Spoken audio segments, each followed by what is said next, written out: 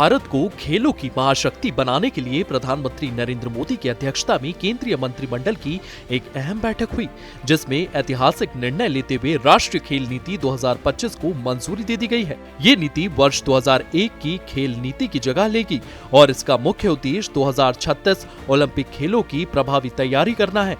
आपको बता दें कि नई खेल नीति को व्यापक परामर्श के बाद तैयार किया गया है, जिसमें केंद्रीय मंत्रालय, नीति आयोग, राज्य की सरकारें, राष्ट्रीय खेल महासंघों, खिलाड़ियों, विशेषज्ञों और आम लोगों की व्यापक राय ली गई है, जिससे खेल में उत्कृष्ट आर्थिक विकास, सामाजिक प्रगति, जन भागीदारी और शिक्षा भी शामिल हो। दरअसल देश को वैश्विक खेल मानचित्र पर नई पहचान दिलाने की दिशा में नई खेल नीति एक ठोस आधार बनेगी। केंद्रीय मंत्री अश्विनी वैष्णव ने प्रेस ब्रीफिंग के दौरान नई खेल नीति के बारे में विस्तार से जानकारी दी। ये बहुत बड़ा आज का एक फैसला है जो देश के लिए एक नया रास्ता बनाने वाला है। माननीय प्रधानमंत्री जी ने इन 11 वर्षों में स्पोर्ट्स पे एक अलग तरीके से ध्यान देके और विशेषकर ग्रामीण क्षेत्रों में जो टैलेंट है उसको आगे लाने का एक सिस्टमेटिक तरीके से आगे लाने का प्रयास किया है। उसी कड़ी में ये आज स्पोर्ट्स की पॉलिसी खेलो भारत नीति बनी है।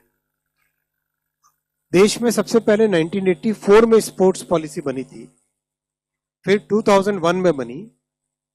2001 का जो एक्सपीरियंस रहा पिछले 20 वर्षों का और इन 10 वर्षों में जो सुधार हुए उसके बेसिस पे 2025 में आज नई पॉलिसी बनी, अप्रूव हुई, जो कि स्पोर्ट्स के होलिस्टिक डेवलपमेंट के लिए काम में आएगी।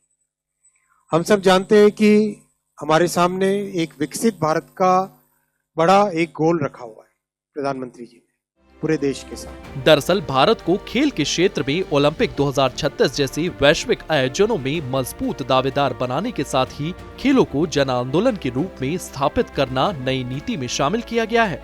अब इस नई नीति से क्या लाभ होंगे वो भी जान लीजिए। वैश्विक मंच पर उत्कृष्ट प्रदर्शन का रोड मैप होगा तैयार। जमीनी स्तर से लेकर अंतर्राष्ट्रीय स्तर तक खेल ढांचे को मिलेगी मजबूती। प्रतिभा की पहचान, कोचिंग, खेल विज्ञान, तकनीक और चिकित्सा पर होगा विशेष ध्यान। कोचों, अधिकारियों और सहयोगी स्टाफ को समयबद्ध मिलेगा प्रशिक्षण। इतना ही नहीं, नई खेल नीति से खिलाड़ियों के आर्थिक प्रगति पर भी ध्यान दिया जाएगा, जिससे खेल पर्यटन के साथ ही बड़े खेल आयोजन होंगे और सरकार के साथ ही खेल में निजी भागीदारी भी बढ़ेगी। महिलाओं, अनुसूचित जातियां, जनजातीय समुदाय व दिव्यांग खिलाड़ियों को खेल में सक्रिय भागीदारी के लिए किया जाएगा प्रेरित। पारंपरिक और स्वदेशी खेलों को संरक्षित और प्रचारित किया जाएगा। खेलों को शिक्षा से जोड़कर करियर विकल्प के रूप में स्थापित किया जाएगा। स्कूलों और कार्यस्थलों पर फिटनेस इंडेक्स लागू होंगे। राष्ट्रीय फिटनेस अभियान और खेल सुविधाओं को बढ़ावा दिया जाएगा। खेलों को राष्ट्रीय शिक्षा नीति के अंतर्गत स्कूल पाठ्यक्रम में शामिल किया जाएगा। खेल शिक्षा के लिए विशेष रूप से प्रशिक्षित शिक्षक नियुक्त किए जाएंगे।